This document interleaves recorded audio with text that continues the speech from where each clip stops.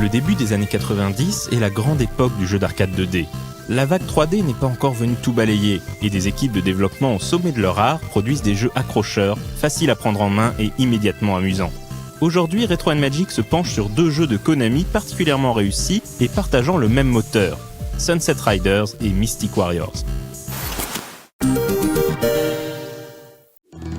Dans la poussière d'une rue écrasée par le soleil du Far West, deux hommes se font face dans un duel à mort. Le moins qu'on puisse dire est que Sunset Riders annonce la couleur dès son introduction. Le joueur s'apprête à revisiter de manière joyeusement outrancière les plus beaux clichés du western, jusqu'à l'accent délicieusement exagéré de ses protagonistes. Sorti en 1991, Sunset Riders est un run and gun dans le style de jeux légendaires tels que Contra ou plus tard Metal Slug. Comme eux, il offre une série de niveaux à scrolling principalement horizontal, dans lequel on devra cribler de munitions tout ce qui bouge et une partie de ce qui ne bouge pas. 4 joueurs peuvent prendre place autour de la borne pour incarner autant de personnages uniquement masculins au nom débordant d'imagination, Steve, Billy, Bob et Cormano. Sur la borne 4 joueurs, il est par ailleurs impossible de choisir son personnage, chacun d'eux étant lié à un stick précis. Le joueur le plus à gauche sera donc toujours Steve et ainsi de suite. Le gameplay varie peu d'un personnage à l'autre. Steve et Billy utilisent des revolvers et Bob et Cormano une carabine, ce qui ne change que leurs tirs. Des bonus doublent ces tirs ou en augmentent la cadence. On les trouvera soit portés par certains ennemis, soit dans les bras d'une belle ou au fond d'une bouteille en entrant dans un saloon. De quoi se faire plaisir face aux hordes d'ennemis qui heureusement meurent d'une seule balle et non sans pousser de grands cris théâtraux.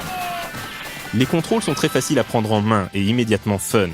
2 boutons servent l'un à tirer et l'autre à sauter. Il est également possible de grimper sur les balcons ou d'effectuer des glissades, ce qui sera fort utile pour se sortir de situations difficiles.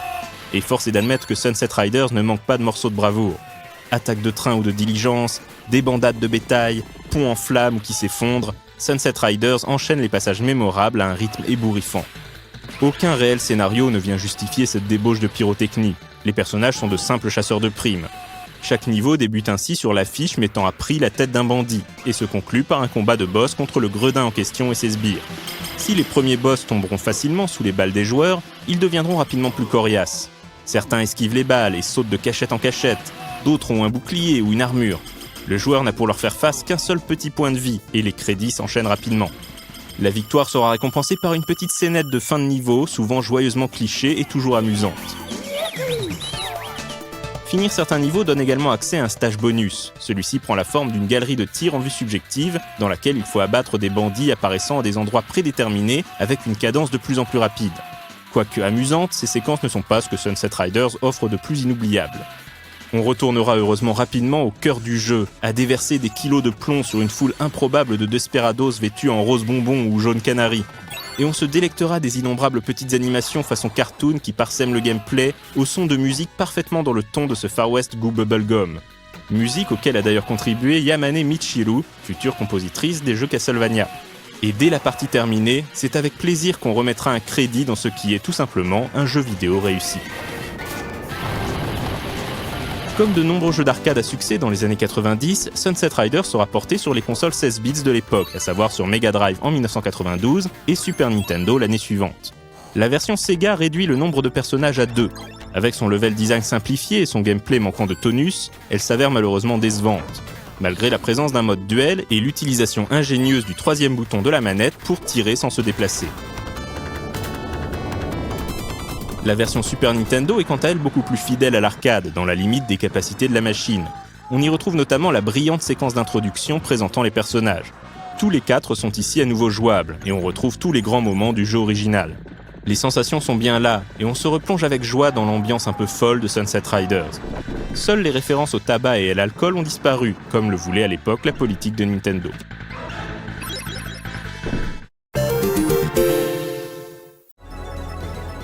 Malgré son succès, Sunset Riders restera sans suite. Mais son équipe de développement réutilise rapidement son moteur dans un autre run and gun qui sortira en 1993, Mystic Warriors. Plus de Far West ici. Mystic Warriors plonge un groupe de ninjas dans un futur dystopique où New York est sous le joug d'une corporation maléfique. Malgré cette thématique bien différente, dès les premiers écrans, la filiation est évidente, tant le gameplay de Mystic Warriors se révèle proche de celui de son prédécesseur. On y retrouve donc des personnages hauts en couleur inondant l'écran de projectiles lors de niveaux variés en scrolling horizontal. Mais de nombreuses améliorations ont été apportées à la formule. Le joueur dispose cette fois de plusieurs points de vie, 3 par défaut. La difficulté a été revue à la hausse en conséquence. Des items prenant la forme de plats japonais permettent de regagner ces points de vie, ce que le jeu accompagnera d'un retentissant sushi ou tempura. Les bonus sont également plus nombreux. Certains octroient un bouclier temporaire aux joueurs, d'autres éliminent tous les ennemis de l'écran. Et on retrouve toujours ces bonus offrant 2 niveaux d'amélioration de l'armement. Ils auront toutefois ici un effet différent en fonction du personnage choisi par le joueur. En effet, si Mystic Warriors offre toujours à un maximum de 4 joueurs de collaborer, chacun pourra choisir son personnage préféré parmi les 5 disponibles. Spiros, le chef de clan ninja, Keima, l'acteur de théâtre kabuki, Kojiro, l'expert du sabre, Yuri, la kunoichi maniant la lance, et Brad, le moine bouddhiste de rue. Une fois que les 4 joueurs auront fait leur choix, le personnage restant sera immédiatement kidnappé par les méchants, et le but du jeu sera bien sûr d'aller le secourir.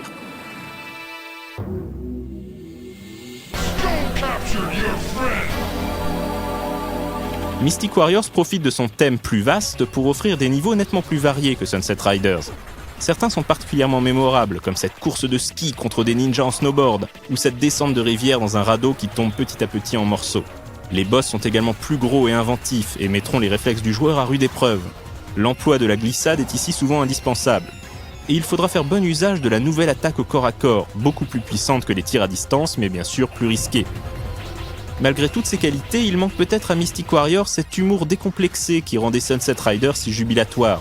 Là où ce dernier se prenait peu au sérieux, Mystic Warriors a une histoire à raconter, et il s'y tient, quitte à parfois sombrer dans le pathos. Moins connu que Sunset Riders, Mystic Warriors reste un jeu d'arcade de très bonne facture qui mérite qu'on le redécouvre.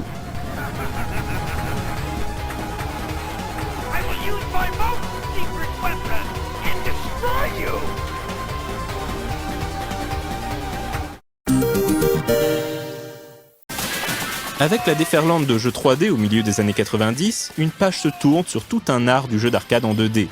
Il en reste des jeux comme Sunset Riders et Mystic Warriors, simples d'accès et immédiatement gratifiants, sans longue cutscene, sans visée cinématographique, sans ambition autre que de distraire. Simplement des jeux vidéo qui n'ont pas honte d'être des jeux vidéo.